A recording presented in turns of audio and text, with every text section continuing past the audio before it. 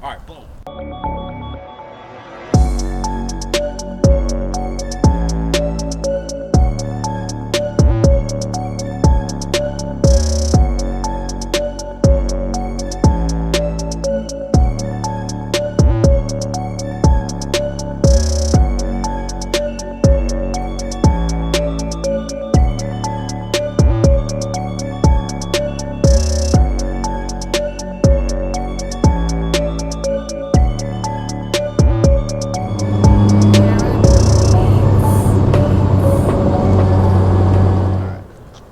Hey guys, my name is Brandon. I'm 27 years old. I live in Tampa, Florida, and this is my 97 Mazda RX-7.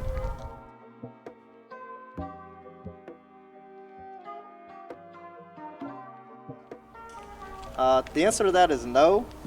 People just assume that because of what the car is, but the reality of it is 5 years ago I just decided if I was going to pay $18,000 for a new Honda Civic, why not put that towards something that in the end I'd be a little bit happier with.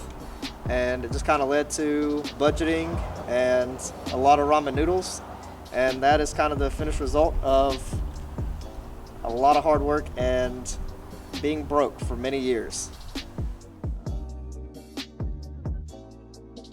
Alright, so the thing about owning an FD is pretty much there's not a time that I drive it where people don't stop to talk to me about it, which is cool.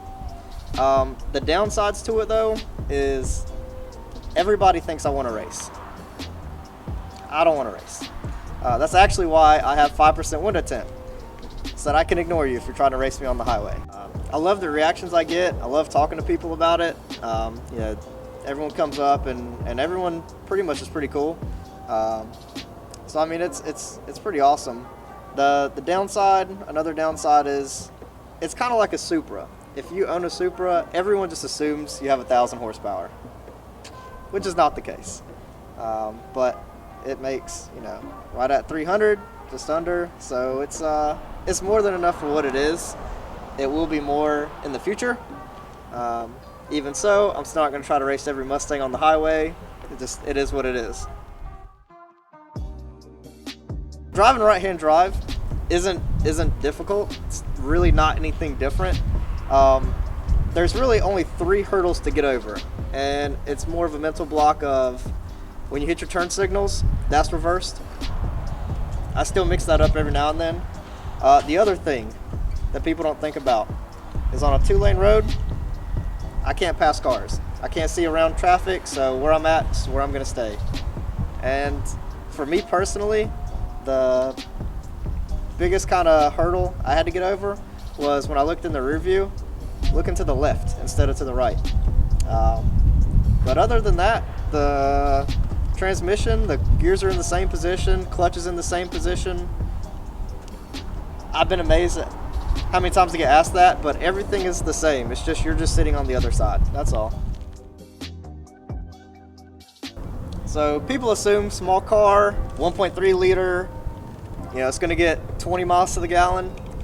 No, keeping my foot out of it, it gets 14. In boost, it gets 2, 3. I average maybe 200 miles to a tank, and it's about 45, 50 bucks to fill up, depending on gas prices.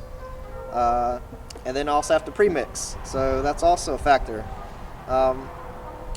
It's not cheap to drive. That's why most rotary owners don't daily drive them, just because, I mean, I could drive a dump truck for the same fuel mileage. Yeah, that's kind of what it boils down to.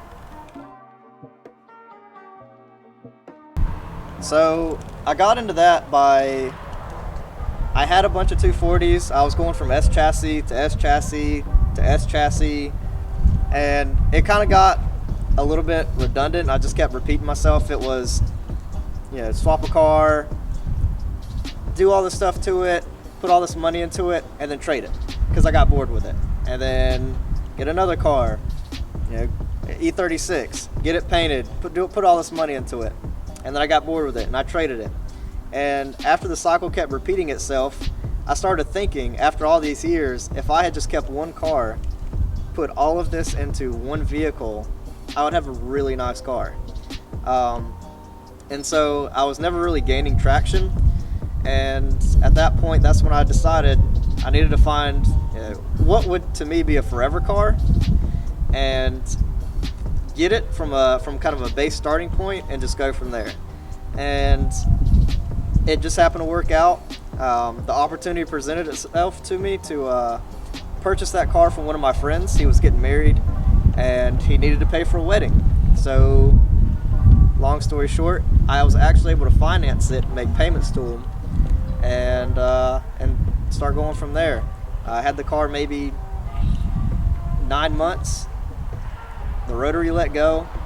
I still owed 14 grand on the car, and it sat for about 2 years while I paid the car off. Once it was paid off, then it was kind of all bets were off. It was just as much money as I could spend on it to get it back on the road.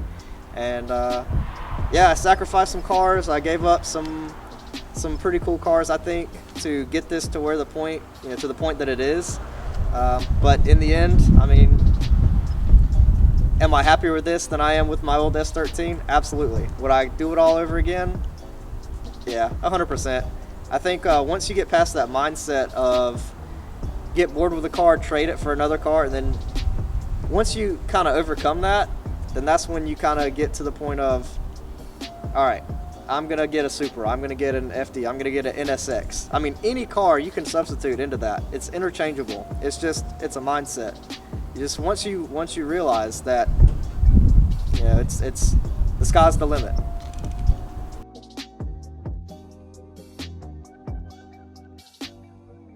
All right, so here's the thing. I'm not opposed to swaps.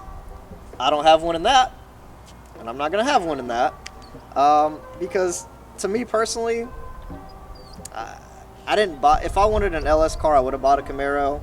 That's still always an option. I mean, I bought that car because I like the twin turbos, or I like the whooshy noise. Yeah, sure, people say, well, LS would be more reliable. Maybe, maybe not. I'll personally probably never find out, at least not with an FD. Jay-Z swap, that's awesome. Once again, probably something I wouldn't put in my car or my FD. But there's other chassis for that. But it's just, I think they're cool. It's just, I got to keep that car rotary. It's how I bought it. It's how I've had it. It's how I fell in love with the car, and it's just how it will stay.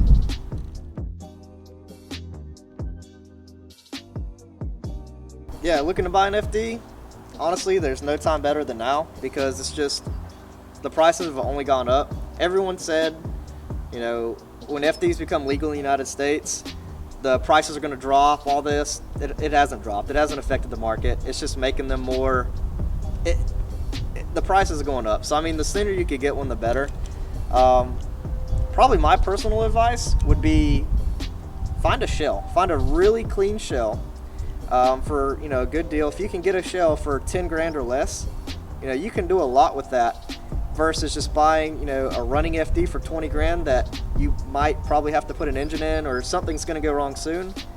It'd be easier to start with a shell and then get a new motor and go from there, and then you know exactly what you're dealing with, and you'll come out ahead, because if you have all that extra money to put into it, at the end of the day, you're now getting a better finished product than what you would have started with buying a running FD already.